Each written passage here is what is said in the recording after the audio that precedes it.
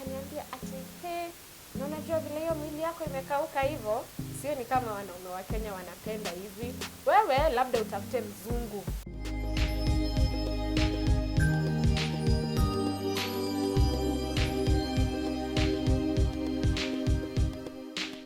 What's up everybody, how are you guys doing? Thank you so much for joining us on today's video. In case you're new here, karibu sana. My name is Rozitta And I'm Risper. and this is the place where we embody truth. Now, before I delve into the topic of this video, I shared with you a video on how to tie head wraps, and so many of you guys were so interested and you are asking me kwenye mtapata the head wraps. I have good news for you. Check out the description box below to follow Instagram page and Facebook page at Rainbow Thrifts KE for you to get your head wraps, and we are going to deliver to you guys wherever you are at in Kenya, of course. We also have dresses and tops. We are going to be posting them soon on our social media platforms. This was actually a video request by one of you guys. I was asked to talk about questions that are inappropriate to ask somebody or obvious, maybe hurtful, and this is that video. Do you want to start? Nope. You start, you're the host. If you insist. So my first question is, why are you single? That is not a silly question. It is. Okay, it's not silly, it's annoying. How is it annoying? Because I'm single because I'm not married. So if I'm not married, then I'm obviously single. No, if you're not married, you might be dating or courting. Okay, fine. Then I'm single because I'm not dating. Okay, well, I think, okay, it could be annoying. It Yeah. could be annoying. But for me personally, I don't think it's annoying. Why? Because people are single for different reasons. There's someone who's single because they haven't found someone. Exactly. There's someone who's single because they just want to be single. I remember there's a period in my life where I was exclusively, intentionally single. Let me put it into context. I get a DM from a total stranger and goes like, "Are you single?" Aya, let me come closer home. Yeah. I have a friend, right? He knows I'm single. Anakuja tu DM yangu vizuri. Ananiuliza, "Why are you single?" You know why I find it annoying? Because people are single for many reasons, as you have said. Yeah. And some of those reasons are really painful. I could have been hurt by somebody that nikachwa I'm destroyed. I honestly get so pissed when I get that question. Because for one, obviously, because I'm not dating or because I'm not married. And secondly, because my reason will not help you. You feel like it's personal and you Yeah, shouldn't have it's to explain. personal. I don't have to go around explaining why I'm single. And the worst part is, kwenye mtu anakuambia, "Why are you single and you're so pretty?" Okay, maybe anaweza kwa labda akisema hivyo and it sounds more like if you're pretty you shouldn't be single. Exactly. You know, But like not it's a pretty. bad thing to be pretty and single at the same time. Like it's a crime, yeah? But Yeah. pretty is relative, you know. Well, Whatever. I don't know about you guys, but I hate that question. Next. What's your question? Okay, I wrote my points down. Ile yenye when you have closed your eyes, huyo mtu Yeah. amekupata, you have closed your eyes very nicely and then hiya, you're sleeping. And then now you're thinking, "No, I'm not sleeping." No, I Okay, mean, nimefunga basically macho. a very obvious question. Yeah, but you know people ask such things. Without even knowing. Ama mtu anakuja tu anakufunua, wachana heri mwenye alikupata kama maybe you're on top of the bed. Kuna huyu sasa, this one's now a special. Atakufunua, take your beddings off, umelala. I think inakuanga, it's like out of concern ama trying to confirm. My eyes are closed. Ukijibu nitajua, yes, your eyes are closed but hujalala. Usipojibu nitajua, umelala. My second question is, are you married? I know this one is related to the first one, but let me explain. I find this question intrusive in the sense of, if I have not gone out there and said that I'm married, I'm probably not married. And if I'm married and I'm not going out there to put it out that I'm married, then I don't want you guys in my business. So Why are you asking me this So question? you feel like it's a private question? Yeah, I'll tell you if I'm married Mm-hmm. in my own terms. So I have to go around telling you guys that I'm married or not. You're getting? Yeah, I get. It's in the Because same category na ile swali and you're probably you're married, you're a young couple and someone comes, mbona hamna mtoto? yes, Yeah. that was actually on my list pia. But I find this question annoying because most of the times nimejibu hiyo swali, I go like, no, I'm not. Somebody goes outrightly, I want you. First of all, I feel like your questions are very serious and focused. Like yours, hizo zenye umeandika. Meaning say focus. Like they are very serious and focused. Maybe list yangu hapa feels more of jokes. But nevertheless, just say hakuna kitu question. itaniacha kusema what I find annoying. The next one is the scenario where you meet someone, like tumekutana, say tumekutana Nakuru, umenipata stage, and then haya, uko huku, uko hapa. But this is my shadow. Okay, that's a very annoying question by the way, because how do you answer? Funny enough, tunajipatanga tumejibu unconsciously. Well, I intentionally don't answer. You don't? Mi nasimanga niko. Hiyo swali is just weird because I feel like it's small talk. My third question is, what do you do for a living? Have you ever been asked that question? That I know that question is intrusive, and also we feel like kukupima. It's usually somebody trying to pima your net worth. Yeah.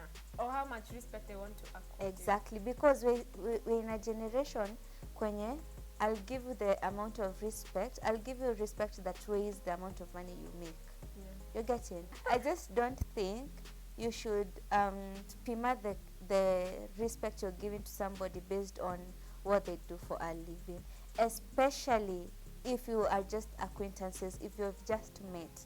Like, you can't just meet and what do you do for a living? Like, I would put that in the same class, yeah.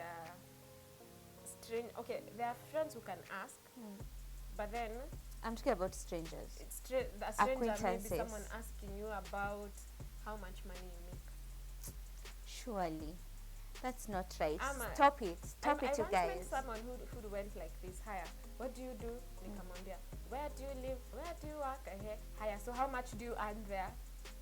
Anjaribu kukupima kwanza, unakaa wapi, ajue the amount of rent you might be paying. You're getting? What do you do for a living? Unamwambia ndio aone the amount of money you might be making. Afu ajue atakuweka kwa category gani in his or her life. Especially ladies. I think ladies, we are more prone to asking these questions. You meet a man out there and the first question, oh nice, you look good, what do you do for a living? Ladies, stop it. Ladies in Nairobi, when you start dating, anapiga simu home anasema amepata job. People, dating is not a financial rescue. Tafadhali. You shouldn't see dating as a source of income. Yeah. 2, let the man have his position as a provider. Yes, that is very important. There's a there very should be a big difference difference between your own independence Yeah. and letting him provide. Oh gosh. Next question. You've gone for shopping maybe at the supermarket. Uko kwa supermarket, you have your trolley, it has things inside. You meet someone maybe who knows you, ama kitu kama hiyo, they go like, haya unafanya nini hapa? Kuiba. Wow, okay. Unafanya nini hapa? And your trolley has stuff inside. I mean, it's a supermarket. There's nothing else I could be doing there apart from shopping. The excuse around such questions is people are just trying to make a conversation and they don't have the depth of a conversation. They don't know it's not necessary. Do you know it's perfect? It could perfectly end at, hi, how have you been? It's been a while. Namwachia hapo. You really don't have to force issues. Alright. I feel like kuna watu wana feelingi like conversation lazima ikuwe long ndio kuwe good friend. In fact, if you keep pushing it now, you're pushing even the friendship. Alright. Yeah. My next question is, how old are you? Okay, that's inappropriate. remember, my context is strangers, okay? Like somebody you're not close to, somebody random, asking you how old are you. You know, I just feel like mtu akikuuliza how old are you and you're strangers, anataka kupima venye ameobserve maisha yako. Is it and then shine with your life, with the societal standards. Okay. Like, if I can say how old are you? I say I'm 28. Mtu immediately anataka kujua when am I getting married. You're getting. Na wewe hii kitu imekusumbua yenyewe. Watu waache kukuuliza hii mambo, si ndio? Waache. Imekusumbua. Stop it. Imekusumbua. I feel like mtu anataka kukupima aone if you're going with the standards of society. And you're asking probably because unataka kunipima according to my age nafaa kuwa wapi in life. Nikisema I'm 28, I need to be married in a very stable marriage with maybe a kid and another one on the way. A kid, this is Kenya, 28, they think you should have like 3 and they should be in school. Kuna mwingine kwa tumbo. So anataka kupima aone, you know, that's why I find it annoying to ask somebody you're not close to such a question. It's fine, ask these questions when you're dating somebody, it's very relevant. But on a stranger context, Also, avoid. there is also the other aspect where they ask your age so that they can know how to treat you. Yes. Which is also Wajeka biased. wataku respect ama apana. There's a time we were doing corporate training with a company I used to work for. I won't mention their name here. So sometimes we'll do team buildings with other people. So maybe you have a presentation. So you know these team buildings and these things, you're not talking to your peers, you don't choose the audience. So unapata sasa you're dealing with an audience that has people who are advanced in age. So sometimes they will want to bully you and show you. When you mtoto mdogo ni nini unatuambia, you know, such things. Ama sometimes you're in a leadership position where you're working and your subordinates are a bit younger, no older, ama vitu kama hizo, you know, they want to know mtu anataka kujua uko na miaka ngapi hivyo, wajue how much respect they can give you. Ama if they can disregard your opinions or inputs. Unajua, and it's not very accurate, and I think that's the reason why I don't really say my age. Aki my questions are so tricky. I feel like unafaa unipe time and then katafute vitu serious. Nakuleta hapa. The other one is you have fallen down and then haya guy umeanguka. Okay, people, just stop asking obvious questions. Like the answer is right in front of you. Just come and pick me. Of Seme course, I'm even feeling embarrassed. Umeanguka. Or I'm in pain. Take me to hospital. But no, because there's a bill after that. My next one is, now this one is related to health issues. Mbona hunoni? Umeguza sensitive. That one. Ati chakula unakula inaendanga wapi? Well, I have gotten that a lot of times. And how do you respond to that, Sasa? Where do you start? I think kwanza it's bad because there's this thing that people assume, especially in our country, that just because someone is tiny, that's what they want. They don't know. Like, I would say this from a personal experience. I mean, you've been with me in school for a very long time. You've seen. So I've been the tiny body type of person tangu nikuwe mtoto. And I had very serious self-esteem issues at some point. Because this is Africa. Kwanza, in the past, hata hili saizi watu wanataka kukonda. In the past, I give you an example. One time I was in an Uber, and I was going somewhere. The driver sasa, of course, after talking for a few minutes, of course, anaangalia vitu mingi and establish maybe now this is not a very young person. Again, society. First question, are you married?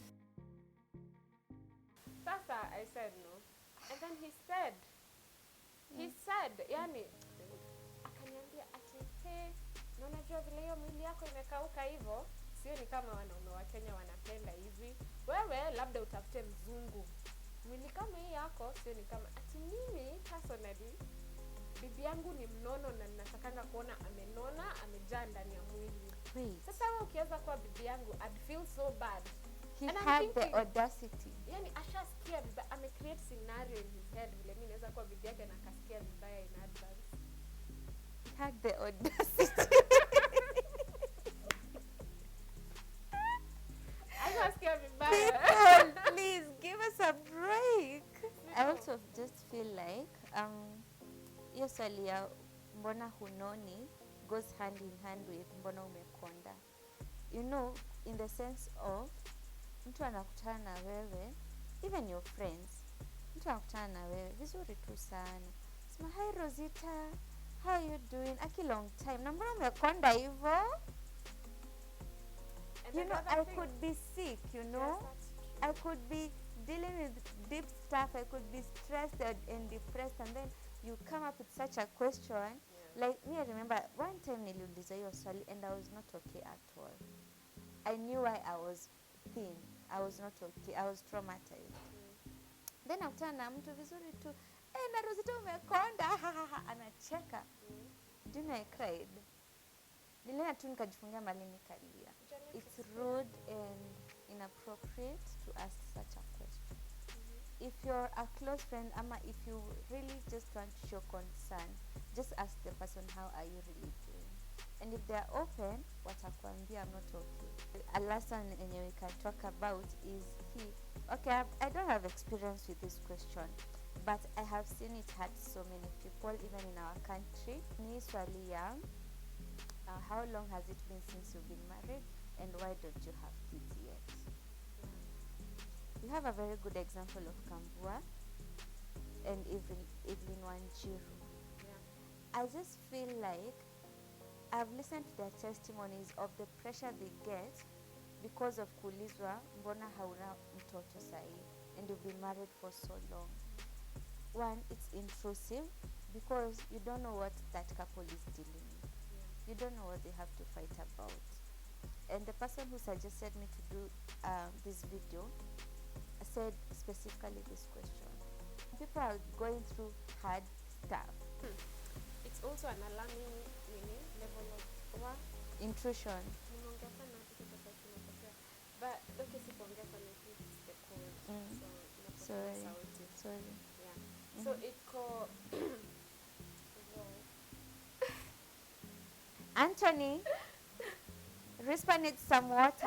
Okay, I was saying, I feel like it's ignorance. Yeah, it is. It is actually ignorance. As ukiangalia kitu scientifically or biologically, it's not obvious to get pregnant. It doesn't just happen like that. Yeah. Maybe you get married today and then it's like you've been given an ultimatum. Yeah, a week later, now boom, you're going to get pregnant. There's a lot of factors that come in for someone to get pregnant. And another thing I noticed, some people are actually very healthy, extremely healthy, at agenda for checkup and all those things. She's very healthy, but she's still not getting pregnant. And that's why I think babies are a gift. Yeah, and they are. It's a miracle for you to get pregnant. It's actually easy. Remember in the Bible when was it Rachel complaining to Jacob, and she was telling Jacob, she was actually asking Jacob, why am I not bearing children? And Jacob was like, chick, Tulia, am I the one who gives out babies? Am I it's God? You see? So and then there's also the other thing that I am actually very passionate about. There are very many reproductive problems out there. True. Very many reproductive problems that people are still learning about or learning of. Zipo mingi sana, and they really interfere with pregnancy and reproductive functions of the body.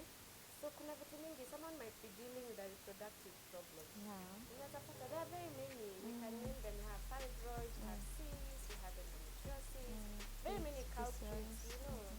Yeah, we have PCOS, PCOS, depending on your teacher. You know, there are very many. So when someone is dealing with a chronic illness that has literally changed their life, and then uko nje, you're busy asking them, so every time kwani haupei wazazi wako grandchildren? they remember every day.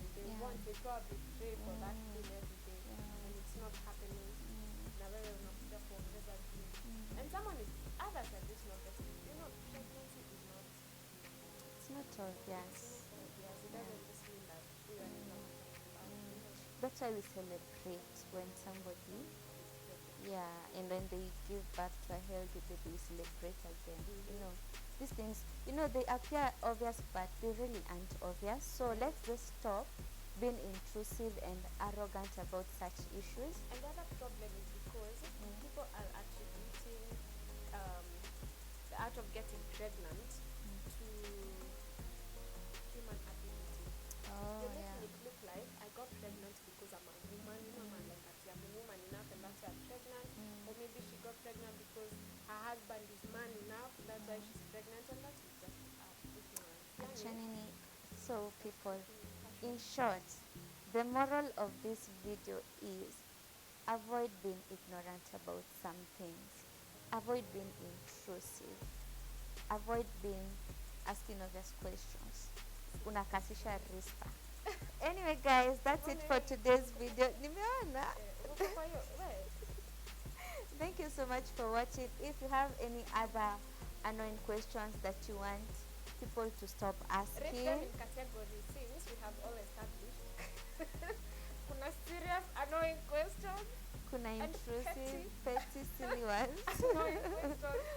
Just rate yours ni gani. Yeah, and comment down below. Ndio tusaidiane. Let's help one another. And I think that will be it for this week's video. Not this week's video. For this video. And until next time. No, you have to say it with me. I thought nimekufundisha. Jeez. Disappointing. So guys, thank you so much for watching, and until next time, bye. No, you have to say it. Bye. Until next time, bye.